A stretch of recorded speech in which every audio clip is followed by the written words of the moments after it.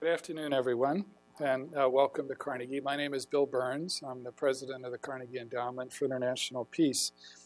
One of the expressions that you often hear inside the Beltway these days is running through the tape, continuing to work hard through the transition and on to Inauguration Day.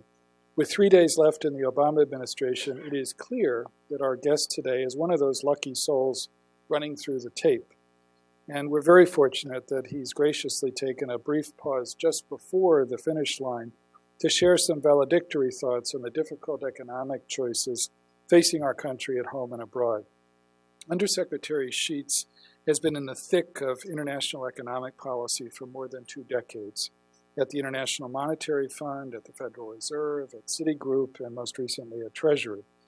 As the Treasury Department's chief diplomat, he's played a key role in ongoing efforts to turn the global economy around after the 2008 financial crisis, to enhance cooperation between the world's 2 biggest economies, to reform the quota system at the IMF, to level the playing field for American companies, and to support economic recovery in Greece, Ukraine, and beyond.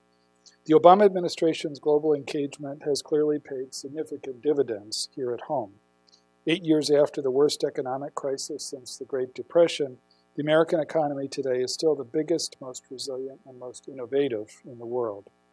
For all the progress, however, enormous challenges loom on the horizon, as all of you know as well as I do. The shift of economic dynamism from west to east, growing resistance to globalization and free trade, and the powerful forces of technology that are upending how we live and how we work. Delivering on Andrew Carnegie's commitment to peace requires tackling these challenges head-on, because economic challenges often lie at the core of insecurity and instability. This is why we're bringing together experts from across our global network and leaders in the public and private sectors to help harness the promise of globalization while mitigating its dangers and dislocations, to refine the tools of economic statecraft, and to tighten the connection between economics and national security strategy making. This is exactly why we're delighted to host today's conversation and to welcome Nathan Sheets back to Carnegie. So please join me in offering Nathan a very warm welcome. Thanks. Thank you.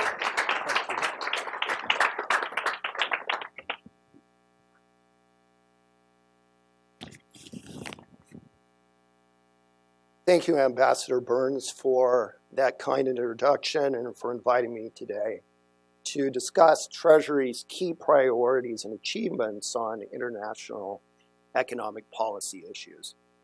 The Office of International Affairs, known as IA at the U.S. Treasury, represents the U.S. government on matters of international economic policy, carrying forward a legacy of decades of U.S. leadership in this area.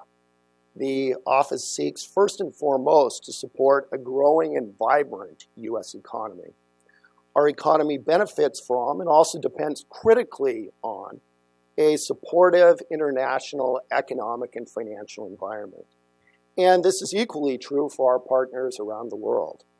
This shared reality provides the foundation for our collaboration in multilateral settings, including in the G20 and IFIs, and for our bilateral economic relationships.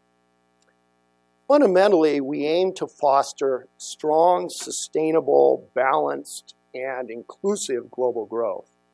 This requires promoting economic resilience, openness, and a level global playing field for our workers and firms. Resilience means bolstering the sustainability of growth, the strength of key institutions, and the stability of global financial markets in order to reduce the frequency of crises while limiting their intensity if they do occur. Openness means that goods and capital are free to flow across borders to their most productive uses. And a level playing field allows U.S. companies and workers to compete on equal footing and helps mitigate potentially destabilizing imbalances. Robust global economic performance requires that all countries play by a common set of rules, including trade and exchange rate policies, financial regulatory standards, and practices regarding the provision of export credits. In addition, Our work plays an important role in advancing broader U.S. foreign policy objectives, whether leading efforts in the international financial institutions to respond to emergent crises, such as the Ebola outbreak and refugee flows, supporting economic stability in key countries such as Ukraine and Iraq, or contributing to the design of major sanctions programs. We interact closely with partners across the government to achieve foreign policy interests. We function on several related tracks to achieve our policy objectives. First, our work is based on extensive monitoring and analysis of the global economy. Our staffing levels are admittedly lean, but we seek to provide expertise and timely counsel on global economic developments and to identify potential issues before they hit the headlines. This work also provides analytical support for senior Treasury officials. Having personally benefited from this over the past few years, I am deeply impressed by IA's strategic insight and ability to deliver rigorous analysis in real time. Second, we share our assessments of key economic and financial developments broadly within the U.S. government and seek to identify relevant policy options and promote sound decisions. Third, we work bilaterally with international partners in finance ministries, central banks, and financial regulatory agencies to manage economic relationships and work toward shared goals with the objective of fostering U.S. economic and financial interests. Fourth, we engage multilaterally to advance U.S. perspectives at forums such as the G7 and G20, and through institutions like the IMF and the multilateral development banks. We also play a leadership role in keeping these organizations effective, relevant to the global economy, and reflective of U.S. values and interests. In the remainder of my remarks, I will discuss some specific examples of our work over the past 3 years that highlight the progress we have made. My comments will focus on our engagement with counterparts in Europe, China, and Ukraine, as well as our efforts in the G20. But this discussion is hardly exhaustive. I could just as easily focus on our engagement with Latin America and India, our work on correspondent banking services for emerging markets and developing countries, or the progress we made in modernizing the multilateral development banks. Having worked in the official sector through the global financial crisis and in the years following, I understand the immense importance of tracking risks to financial stability. Time and again, IA has been the U.S. government's first responder when it comes to evaluating the economic implications of financial market and geopolitical events. One of my vivid memories from my time at Treasury was an all-night watch in my office as the results of the Brexit referendum came in. We closely monitored vote returns and financial market reactions, sending regular updates to Secretary Lew and to White House colleagues advising the president. I also checked in repeatedly with G7 colleagues over the course of the night, including my counterparts in the UK and other European capitals, and with key emerging markets over the next 24 hours. Because of our close working relationships with international counterparts, we were able to rapidly gather information and synthesize reactions as the outcome of the vote became clear. This coordination culminated in a public G7 statement early the next morning, which helped calm global markets. Over a longer horizon, perhaps no issue illustrates our multi-pronged engagement with international counterparts more clearly than our work on the Greek debt crisis. The Treasury team has closely followed political and economic developments in Greece through its 3 bailout programs, and we continue to follow the country's ongoing negotiations with its creditors. Throughout this period, we've remained in close touch with the IMF, the ECB, and European colleagues, as well as with Greek officials, urging the parties to keep moving and working toward a resolution. The urgent, fast-moving nature of these situations means that IA staff often work under relentless time pressures and must leverage long-cultivated expertise as well as key relationships to construct as full a narrative as possible. This work allows U.S. officials to provide real-time leadership as global economic events unfold. The G20 is another essential channel of U.S. economic influence. While there's been broad agreement amongst G20 countries that the performance of the global economy is falling short of our reasonable expectations, countries have differing views as to what specific policies can most effectively address the challenges that we face. These challenges include high unemployment in too many countries, lagging middle-class income growth, and sluggish increases in productivity. In response, we have consistently advocated that countries like Germany, Korea, and Japan, with large amounts of excess saving and current account surpluses, should take steps to support stronger national and global demand. And we've called on China to use consumption-friendly fiscal stimulus if its growth slows more than expected.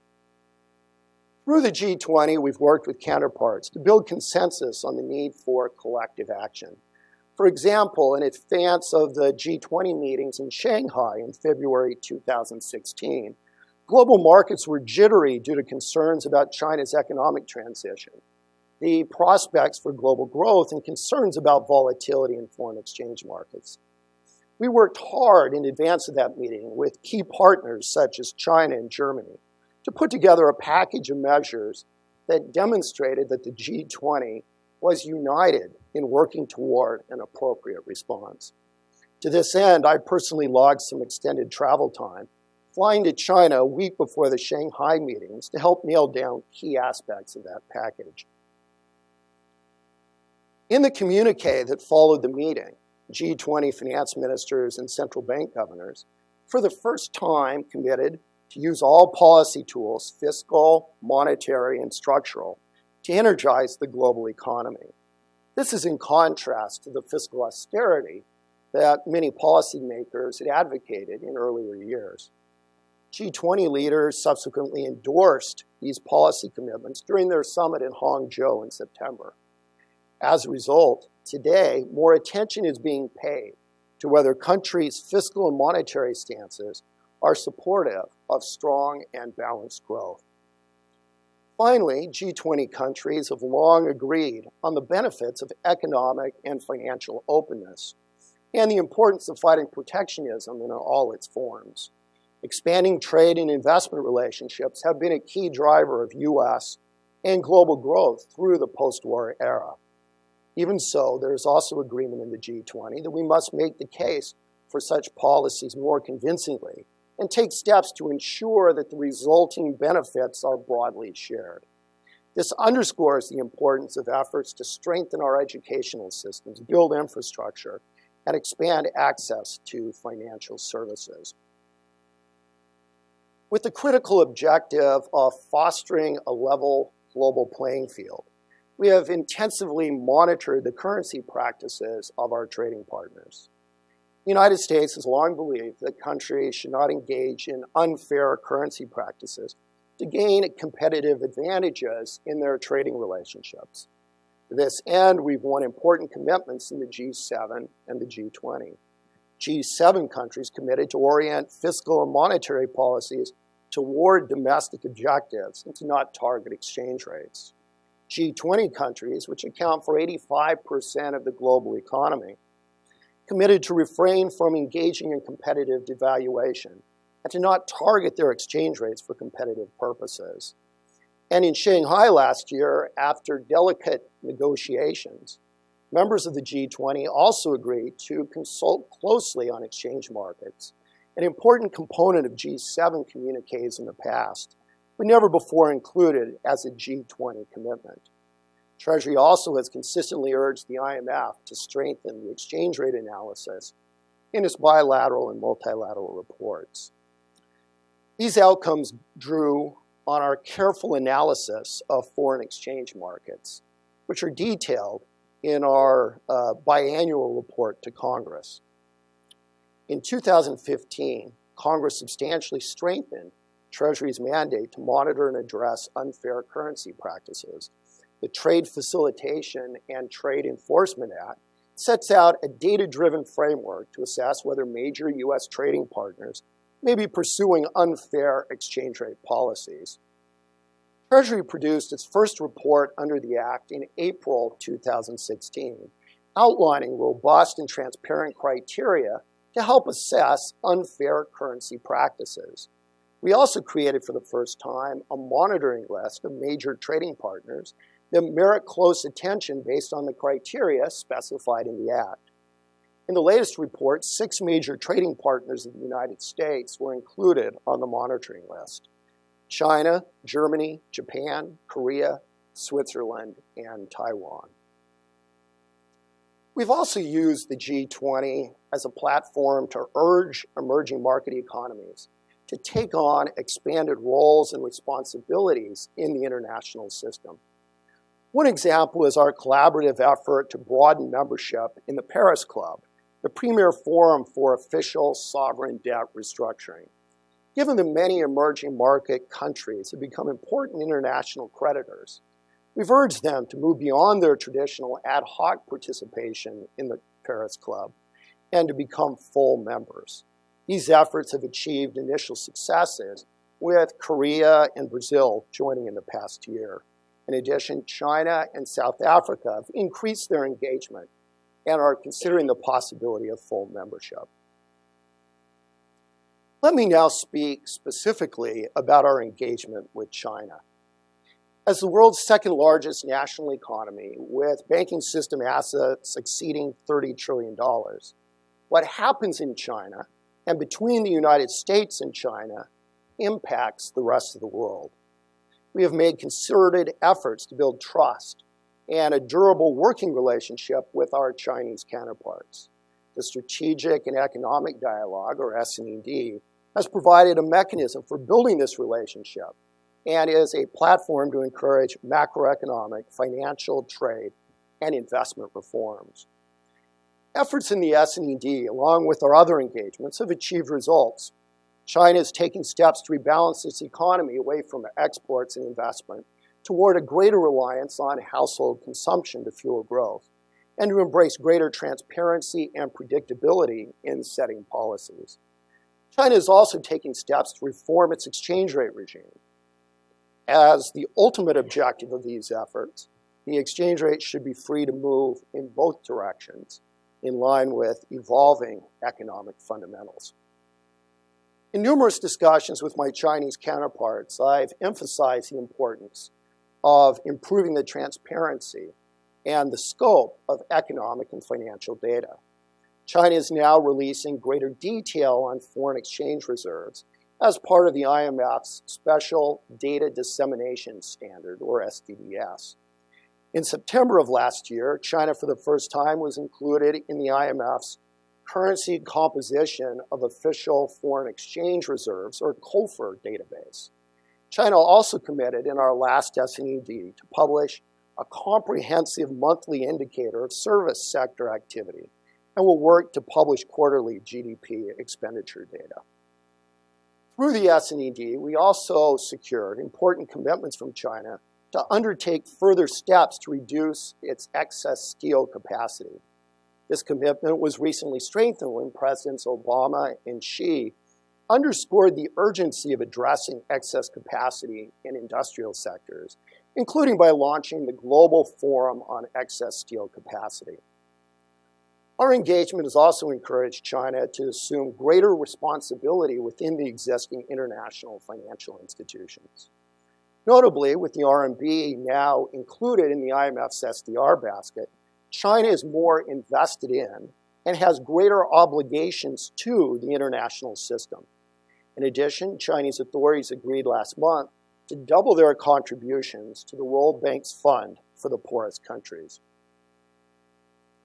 Throughout our bilateral engagement, we have consistently pressed for a level playing field for U.S. firms in China and an improved business environment. We have opposed discriminatory industrial policies, sought to improve the environment for intellectual property, and advocated for fair competition and innovation practices. However, the Chinese authorities have much work to do before these goals are fully realized. if China were to take the steps necessary to conclude a high-standard bilateral investment treaty with the United States. It would be an important milestone in this area, which would not only further economic reforms in China, but also strengthen our economic integration and partnership. Our work with Ukraine over the past few years is an example of a different type of economic engagement, a focused response to geopolitical events. In this effort, we've interacted intensively within the US government with bilateral partners and multilaterally to support Ukraine and to respond vigorously to Russia's annexation of Crimea and its support for separatists in eastern Ukraine. By the middle of 2014, Ukraine faced a deep economic crisis, which reflected Russia's disruptive actions as well as the sustained failings of Ukraine's prior governments. In response, the United States worked closely with other official creditors to establish a $40 billion international assistance package anchored around a 4-year IMF program. U.S. bilateral assistance to Ukraine has come mainly through 3 $1 billion sovereign loan guarantees. This international financial assistance has been conditioned on Ukraine making concrete progress on much-needed economic reform measures. In response, the Ukrainian authorities have put in place important fiscal and banking sector reforms and have taken steps to fight corruption and stabilize the economy. The U.S. Treasury has provided over 30 technical advisors to Ukrainian government institutions to support these reform efforts, Treasury's largest technical assistance program globally. Encouraging signs are now evident, with Ukraine's economy emerging from a deep recession and returning to positive growth. At the same time, Russia's aggressive actions demanded a response. A core element of the resulting international effort, which included the EU, the G7, and other like-minded partners, was the implementation of financial sanctions designed to impose costs on Russia and provide leverage for diplomatic engagement with Moscow. Tasked with developing a coordinated response with our allies, we in IA work closely with Treasury's experts on sanctions to examine the Russian economy and its significant global linkages. Our objective was to identify areas where Russia relied on European and US technologies and financing, and where sanctions would have the greatest impact on the Russian economy, while minimizing spillover effects on us and our allies. This was a challenge that we had never faced on a comparable scale. The resulting sanctions constrained the ability of large Russian banks and several major energy firms to tap international financial markets for new financing. The sanctions also inhibited Russia's access to Western technology and expertise in oil exploration and production, and targeted nearly all of Russia's defense industry. While Russia's subsequent economic decline was, of course, amplified greatly by the dramatic drop in oil prices, our targeted sanctions have worked as intended. They have imposed costs on key Russian firms and the economy more generally, with only limited macroeconomic effects on the United States and European economies.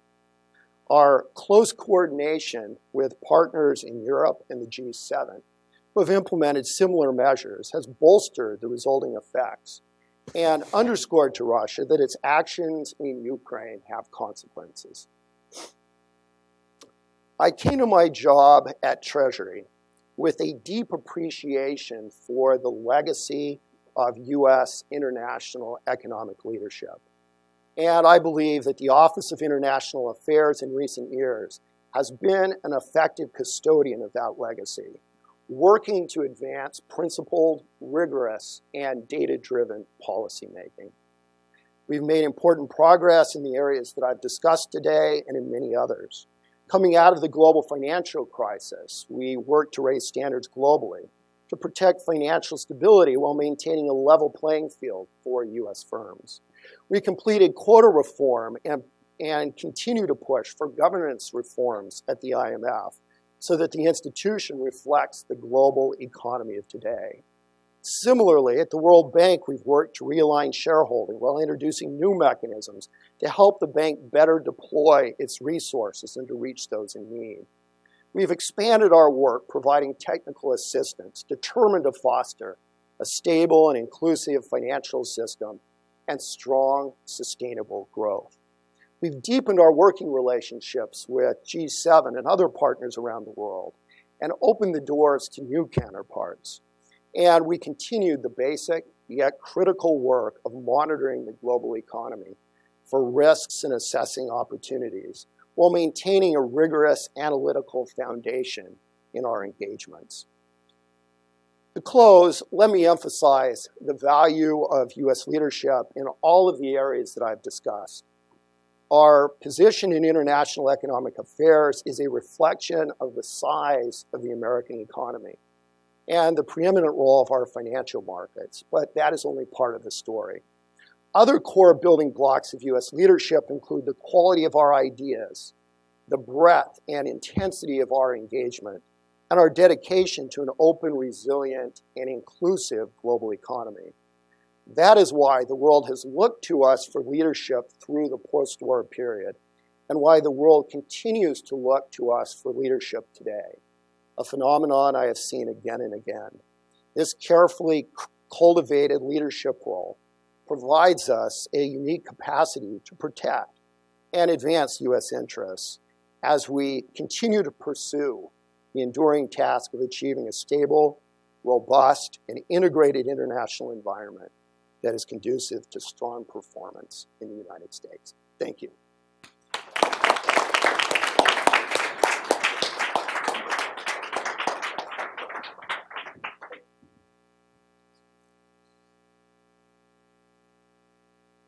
Well, Nathan, thank you very much for what was not surprisingly a really thoughtful set of remarks. Thanks so much for your service at Treasury. Thanks not least for your patience and putting up with more economically challenged counterparts like me in meetings at the White House and elsewhere.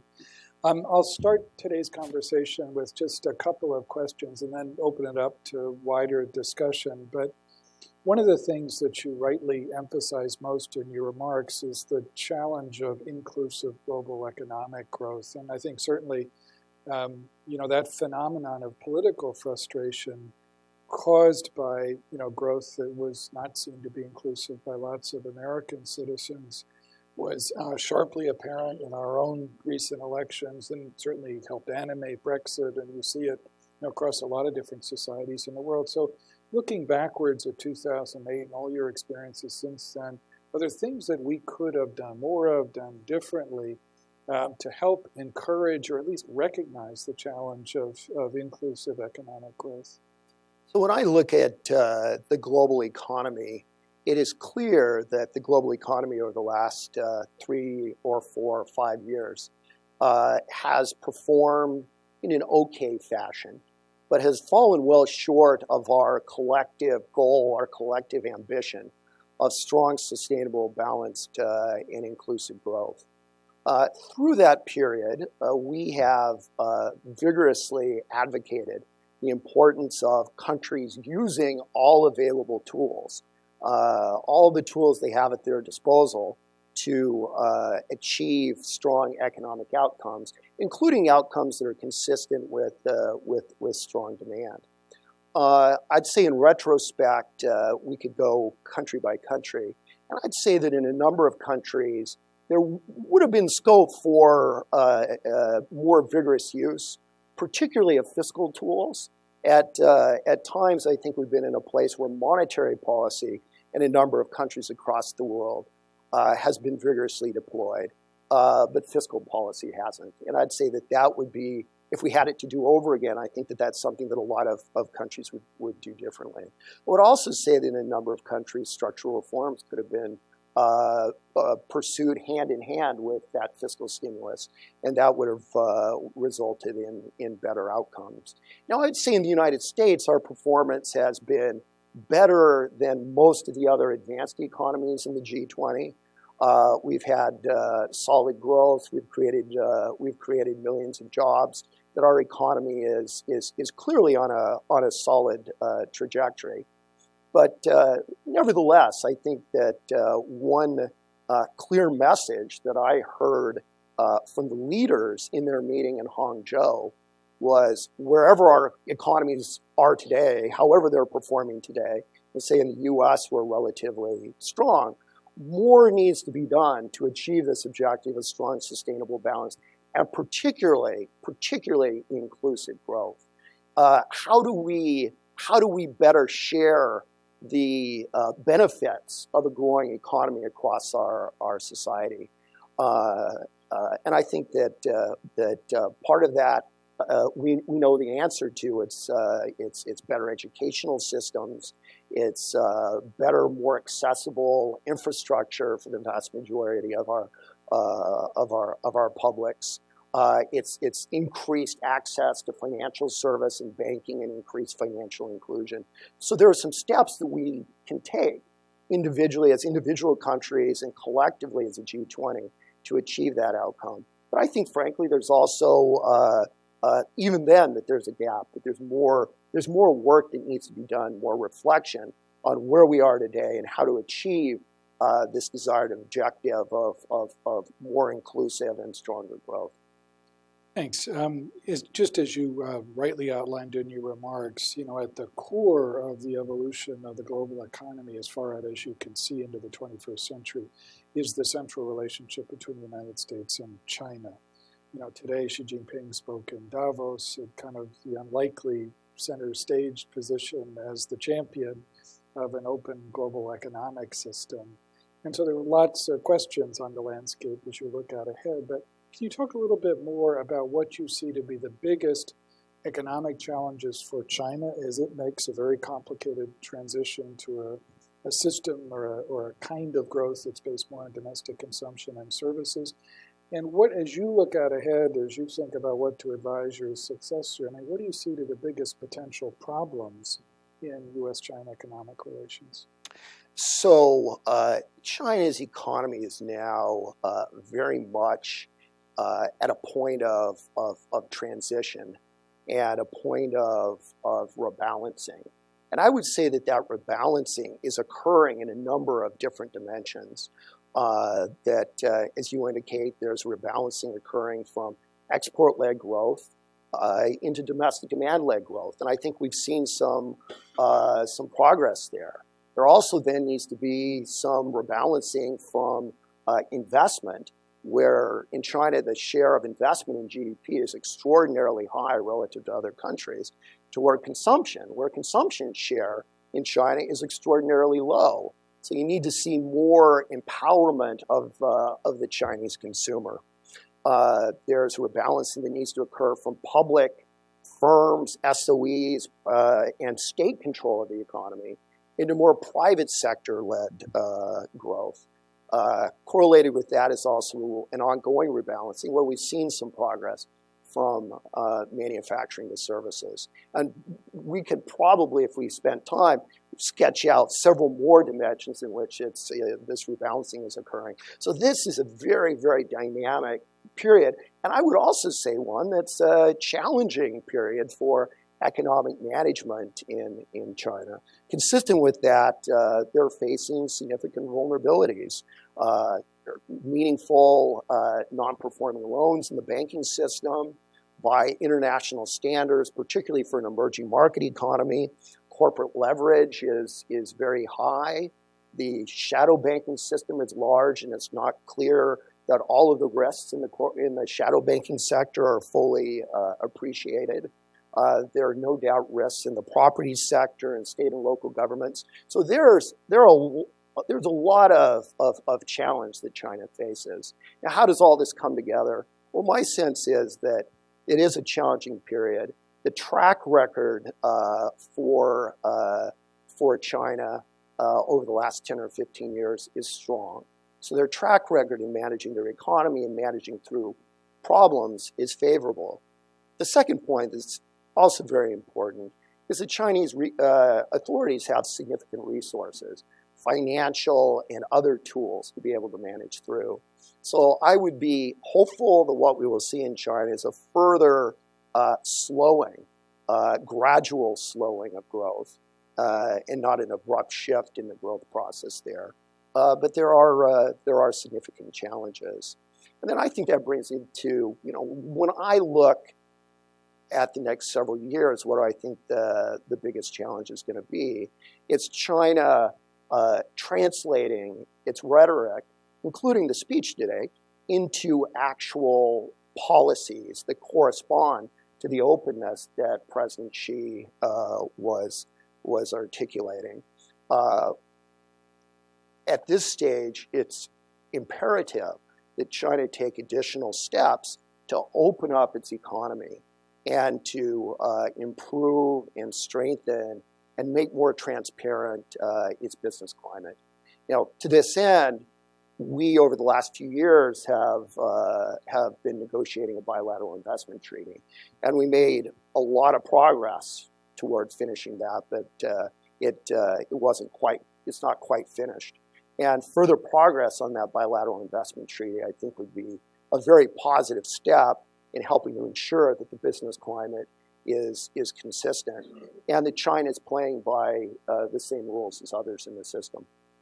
Well, thanks very much. Well, last question for me, and then I'll open it up, I promise. And this is on a country in a different part of the world, a smaller economy, but in many ways a pivotal country, and that's Ukraine, that you addressed in your remarks. Ukraine faces lots of different pressures today, not all of them economic, political, and security as well, especially with a big aggressive neighbor in Russia. How optimistic are you? Vice President, I know, was just in Kyiv over the last couple of days. A lot of question marks about what the nature of the U.S.-Ukraine relationship is going to be going forward. But how optimistic are you that reform is going to succeed and Ukraine can become the kind of healthy economic and political system that's so important, I think, in the future? So over the last few years, we've seen the Ukrainian government tackle deep-seated challenges and difficulties that had plagued the economy literally for decades. The trajectory of policy is very positive and very favorable. However, as you say, there's still a lot of work to be done, and it's going to be imperative that in the years ahead, the Ukrainian authorities continue to implement reforms and take steps to make their economy more internationally competitive, more efficient, more free of corruption, to make the banking system stronger, and so forth. Now, as they do continue those policies, and I'm hopeful that they will, I think that the determination of the international community to provide support is very, very significant. So if they continue to pursue these policies, if they avoid reform fatigue, I think these policies will deliver stronger economic outcomes, and the international community will be there to be supportive and help support and reinforce Ukraine's efforts through this period of transition. So I'm hopeful, but there's also still a lot of work to be done. Thanks. Why don't I open it up now? And all I would ask is that if you'd wait for the microphone after I call on you, please identify yourself and remember to end with a question mark. But Anders, please. My name is Anders Åslund from the Atlantic Council. Thank you very much for a very nice overview, and particularly for your warm words about Ukraine. You end with an emphasis on the importance of continued American leadership in this sphere, naturally. And we all know that this is now challenged by the new administration. And I wanted to ask specifically on three organizations where you think that this challenge is the greatest or the smallest: the IMF, the G20, and the G7. Thank you. So let me frame my response with the broad thought that we have engaged internationally and engaged in these organizations you list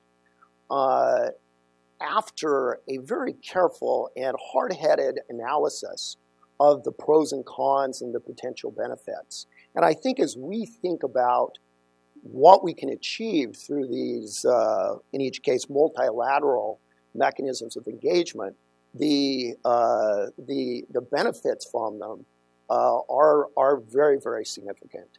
And I think that that's clear to me, and I think that's likely to be clear to others going forward. And certainly in both Republican and Democratic administrations through the post-war era, they've been vigorous in the bank, in the fund, and in the various multilateral organizations. Now, let me also say that I think these three groups that you've highlighted, the IMF, the G20, and the G7, are nicely complementary. And I think it's important for the United States to remain active in all three of these. So the strength of the G20 is it's broad and covers 85% of the global economy. It has a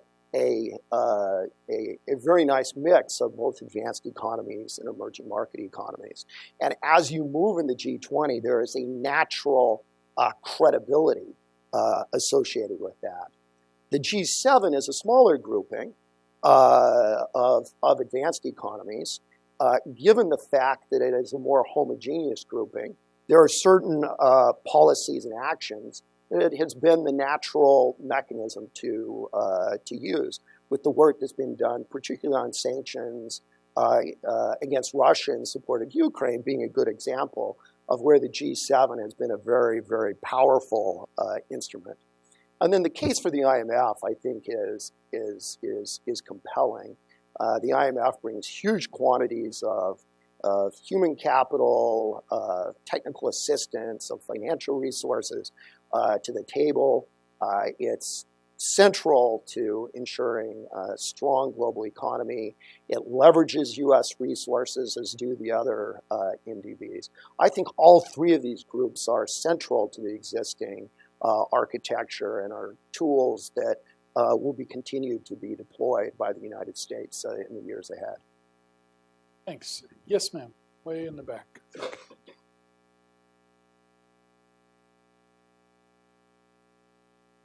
Thank you. I'm Katerina Sokou with Greek Daily Kathimerini. You mentioned Greece as an example of how the International Affairs Office is critical in its role as a first responder.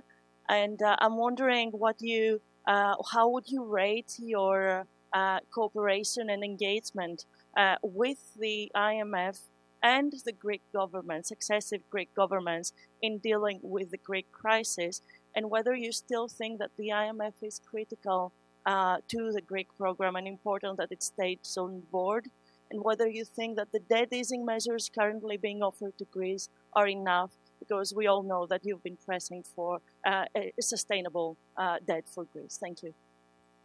Thank you. That is a very broad and challenging set of questions. And I probably won't cover the full waterfront, but let me share a few thoughts. So over the last 3 years, we have been vigorously engaged with the key interlocutors and key parties in Europe on issues related to the situation in Greece. As you indicate, we've vigorously interacted with the Greek government, encouraging the Greek government to continue to move forward on economic reforms, which are necessary to facilitate an agreement with the other partners, but are also necessary ultimately to lead to a more robust Greek economy and faster growth there. We've also interacted vigorously with Greece's European partners, underscoring, as you indicated, the need for debt relief, that as Greece puts in place economic policies that will lead to a sustainable outcome for the European partners to take complementary measures to reduce the debt burden and allow the economy to be on a sustainable path is something that's credible, it's necessary, and something that we felt is important. And then finally, we've interacted vigorously with the IMF.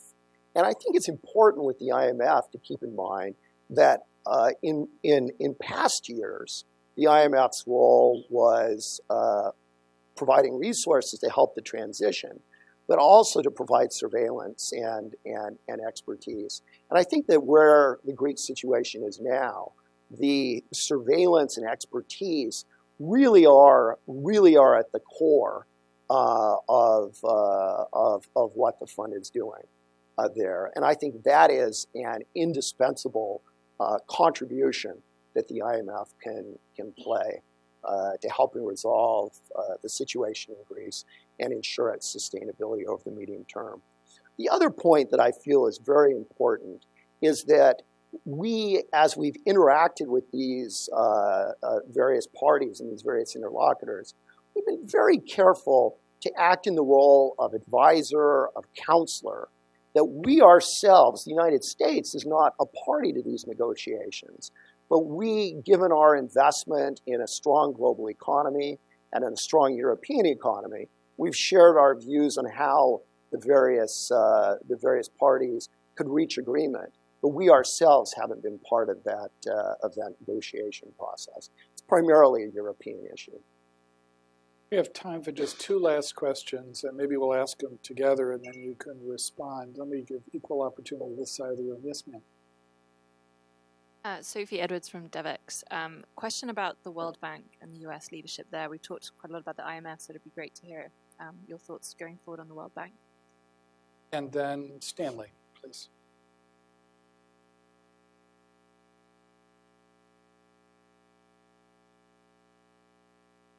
My question is to bring you back to China and Asia with regard to the AIIB. Could you give Treasury's initial assessment of how it's been working? I've heard some very positive assessments, but none of them are from Americans, much less from Treasury. So I'm curious what your assessment is.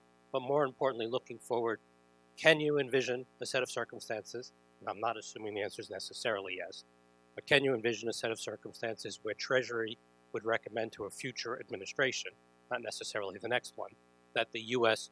join the bank? What would the bank have to do to make it interesting to the U.S.? So let me state up front. I'll respond to the first part of your question and evade the second part of your question. so we're explicit. Good to be open about evasiveness. It is, absolutely. So when the AIIB was first articulated as an idea, we at Treasury were very clear that, one, there was an infrastructure need in Asia, and two, that if the AIIB operated in a way that was consistent with international best practices for multilateral development banks and development bank lending, that we thought that the AIIB could be helpful and supportive in addressing that infrastructure need in Asia. My feeling about where we are with the AIIB so far is that the underlying documents, the articles of agreement that have been put forward, seem reasonable and quite consistent with those that are in place for other multilateral development banks. So those seem to be reasonable. Now the question is, what about the track record? We are watching carefully to see how the AIIB operates, and is it operating in a way that's consistent with these international best practices? I should say parenthetically, in our S&ED and other negotiations, the Chinese have committed to us that the AIIB would operate consistent with those practices. To date, the lion's share of the lending that the AIIB has done has either been co-financing with other MDBs or on projects that were originally developed by the other MDBs. And my read of those projects is, again, they seem fairly reasonable and constructive. So the bottom line, in my mind, is that we've seen some encouraging signs, but it's going to be important for there to be an established track record over the course of years and not just months of strong performance before we're able to evaluate the IIB with any confidence. On the World Bank, The World Bank plays an equally vital, equally crucial role in the global economy as a provider of knowledge. It stands alongside the World Bank with, frankly, a broader and more expansive mandate, which it pursues very effectively. And also, very importantly, the World Bank is at the forefront of our efforts to address global poverty and provide resources to the poorest countries. Consistent with this, we've recently completed a replenishment of IDA, which has gone very smoothly and has been successful. One particularly important innovation there is that the World Bank is now using IDA's balance sheet more effectively and leveraging it in a very limited, disciplined way to significantly increase the resources that will be available for development bank lending. This is something we strongly support, that these institutions, given the obvious constraints that we face in the United States and globally in financing multilateral development banks, it is imperative that these institutions use the resources they have in as effective manner as possible. And we're seeing those kinds of reforms at the World Bank. So the World Bank is a crucial partner along with the IMF. Ladies and gentlemen, thanks so much for coming this afternoon. Please join me in thanking Nathan Sheets.